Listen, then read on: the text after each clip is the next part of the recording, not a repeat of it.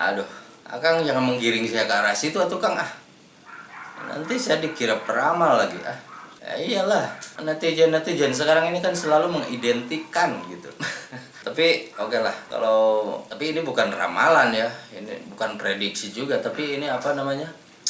Saya hanya mengulas gitu tentang ramalan, tentang orang-orang yang suka memprediksi, orang-orang yang suka meramalkan sesuatu hal gitu. Jadi sejak saya tahu gitu, sejak dulu sejak Mama Lawrence masih hidup dulu kan sering tuh setiap akhir tahun menjelang akhir tahun gitu di TV Mama Lawrence selalu hadir menyampaikan prediksinya. Ya kalau dikatakan prediksi ya orang-orang menyebutnya kan ramalan gitu. Ya menyampaikan ramalannya tentang negara kita gitu. Bahwa tahun depan akan terjadi seperti ini, seperti itulah. Hanya yang saya bingung kadang-kadang itu kenapa selalu yang buruk-buruk gitu yang disampaikan, tentang bencana lah, tentang pokoknya hal-hal yang buruk lah yang selalu mereka sampaikan itu kenapa gitu. Kalau kok ramalan itu bisa nggak sih yang baik-baik saja yang disampaikan gitu ya kan. Jadi kalau saya anggap seperti apa ya, ya membangun sebuah imajinasi bahwa masyarakat itu digiring pada sebuah ketakutan gitu. Cobalah kasih ramalan atau prediksi ya kalau memang mereka benar-benar mampu untuk meramal, memprediksikan masa depan itu, cobalah sampaikan hal-hal yang baik gitu, yang memberikan semangat dan harapan kepada kita semua, bukan hal-hal yang buruk. Akhirnya kan banyak orang yang berpikir aneh-aneh, yang merasa aduh ngapain gua harus begini, toh besok akan ada bencana seperti itu.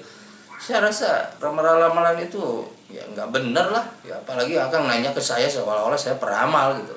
Prediksi saya apa di tahun 2023? Aneh ya, saya bukan peramal Kang. Jadi gini Kang, saya jelaskan lebih lanjut lagi gini. Kita itu jangan pernah mendahului sesuatu hal yang belum terjadi, yang belum ada, yang belum terlihat, yang belum nampak, yang belum bisa diraba. Hal-hal yang gaib itu kan urusan Allah. Kita nggak usah ikut campur urusan Allah tentang hal itu. Udah ada kok batasan-batasannya tentang hal-hal yang gaib itu. Kita hanya diberikan batasan oleh Allah bahwa kita itu nggak perlu, kita hanya cukup meyakini saja bahwa yang gaib-gaib itu ada, dan hal yang seperti halnya azal, kiamat itu bakal terjadi. Nah itu aja yang kita yakini, itu aja. Selebihnya ya perkara kehidupan, contohnya kehidupan jin di luaran sana atau di dunia lain sana, kita nggak perlu pengen tahu, nggak usah kepo gitu, nggak usah kepoin mereka. Biarkanlah makhluk-makhluk gaib itu mereka hidup di alamnya gitu. Kita ya hidup di alam yang kasat mata seperti ini gitu. Jadi hari esok ataupun masa depan itu kan belum nyata dan belum dapat diraba. Jadi untuk apa kita menyibukkan diri dengan menyibukkan diri untuk memikirkan masa depan atau hari esok yang belum tentu ada gitu. Mengapa saya bilang belum tentu ada ya? Karena kita belum tahu kita masih hidup apa enggak gitu besok hari. Bahkan kita sampai mencemaskan kesialan-kesialan yang bakal terjadi di hari esok. Kemudian memikirkan kejadian-kejadian yang akan menimpa kita. Ya tentunya apa yang diramalkan oleh mereka kan selalu hal-hal yang buruk gitu. Kemudian ya seperti bencana-bencana. Terlebih lagi sekarang nih, semenjak Mama Loren meninggal atau setelah Mama Loren meninggal itu kan banyak bermunculan tuh peramal-peramal baru yang memprediksikan nasib bangsa Indonesia ke depan gitu. Di tahun 2023 ini akan seperti apa ya, kebanyakan itu tadi selalu bencananya, selalu hal yang buruknya. Bahkan artis sendiri ada yang diprediksikan bahwa akan ada artis inisial A akan meninggal di tahun depan. Itu sangat aneh dan luar biasa kalau menurut saya, kalau betul-betul itu benar-benar dia prediksinya seperti itu gitu. Saya nggak habis pikir tuh orang nggak tahu gitu. Karena kalau sudah kayak begitu, berarti orang itu akan tahu gitu kalau kapan dirinya mati, kapan ajal akan menjemputnya. Harusnya dia tahu seperti itu kan. Ya contoh Mama Lauren sendiri lah, ketika azal menjemputnya kan dia juga nggak bilang sama keluarganya bahwa dia akan mati, ya kan? Jadi dengan gampangnya gitu bahwa tahun depan artis anu akan meninggal. Emangnya nyawa yang punya dia? Emangnya nasib yang menentukan dia? Hidup dan mati kita itu ada di genggaman Allah. Yang jelas hari esok atau masa depan itu masih bersifat goib lah. Jadi kita itu nggak pantas untuk membayangkan, untuk menduga-duga apa yang akan terjadi gitu. Dan juga nggak ada manfaatnya. Itu sesuatu hal yang buat saya unfaedah, nggak ada faedahnya kok meramalkan hal-hal kayak begitu itu. Ya kalau hanya sekedar mainan kayak dulu kita waktu kecil, mau diramalin kok sama gua, ya hanya sekedar iseng-iseng mainan sih nggak masalah. Tapi kalau disampaikan secara publik menyeluruh sehingga seluruh masyarakat Indonesia tahu apa yang dia sampaikan dengan ramalan-ramalannya itu bukan lagi sebuah lelucon gitu. Kalau buat saya itu ramalan itu kan lelucon, ya mainan kita waktu kecil kok. Di dalam syariat pun disampaikan bahwa apabila kita memberi kesempatan kepada pikiran kita untuk memikirkan masa depan dan membuka alam gaib, kemudian kita hanyut dalam kecemasan yang hanya baru sebatas dugaan, itu tidak dibenarkan, Kang. Tidak dibenarkan. Karena apa? Karena itu termasuk angan-angan yang berlebihan, ya, atau disebutnya tulul amal. Bahkan nalar kita pun menolak itu sebetulnya. Sok aja Akang ketika mendengar sebuah ramalan, naluri atau nurani Akang, nalar Akang pasti menolak. Secara fitrahnya Akang pasti menolak. Masa sih? Belum apa-apa. Masa sih? Nah, itu kan penolakan sebetulnya. Penolakan bahwa itu tidak masuk akal, Kang.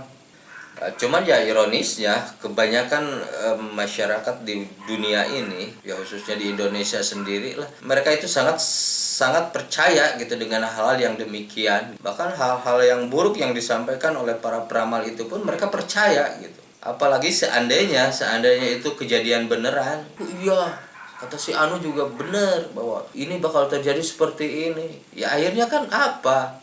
Dia percaya sama peramal, bukan percaya sama Allah.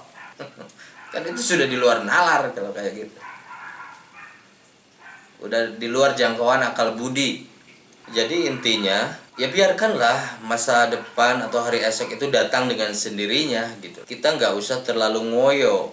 Kita nggak usah menanyakan kabar tentangnya atau mencari tahu kabar tentangnya. Ya tentang masa depan itu nggak usah. Biarkan masa depan itu datang dengan sendirinya. Karena toh Allah sudah menentukan nasib kita di masa depan itu akan seperti apa. Makanya udah jalani, hadapi apa yang memang telah Allah gariskan untuk kita. Dan kita mah itu hidup teh hanya menjalankan takdir, kan itu.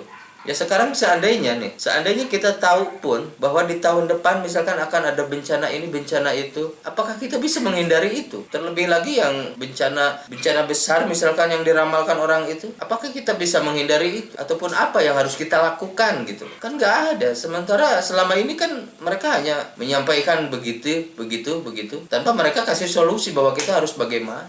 Kalau menurut saya orang mau memprediksi sesuatu itu kan harus memberikan solusi juga gitu. Kalau kita memprediksi, besok tuh akan ada kejadian seperti ini, itu prediksi misalkan, ini kita memprediksi. Nah, untuk menghindari itu kita harus begini supaya seandainya itu terjadi pun kita akan akan tidak terlibat dalam kejadian itu gitu.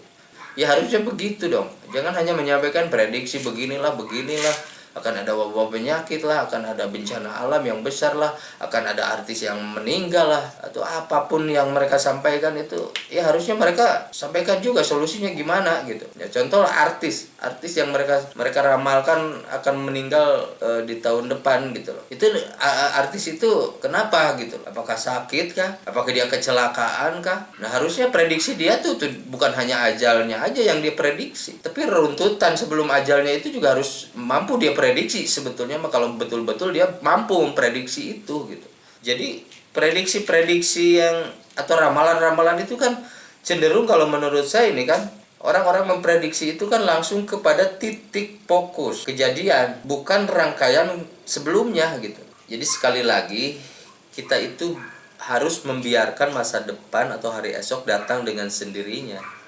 Gak perlu kita tanyakan kabar tentang apapun kejadian yang bakal terjadi di masa depan itu. Dan jangan pula kita menantikan serangan petakanya gitu loh. Kalau memang kita tidak punya solusi atau cara untuk menghalau serangan petakanya itu gitu. Jadi ya sudah, biarkan, seandainya memang harus terjadi bencana ya sudah. Atau mungkin Allah berkehendak seperti itu gitu. Ya jangankan bencana besar lah, kita kepleset aja kan kita nggak pernah tahu. Dan setelah kepleset itu kita akan mengalami luka seperti apa. Apakah hanya luka lecet karena dengkul kita kena aspal, ataupun bahkan ada yang sampai meninggal, itu kan kita nggak tahu. Jadi untuk itu hindarilah, angan-angan yang berlebihan itu hindari.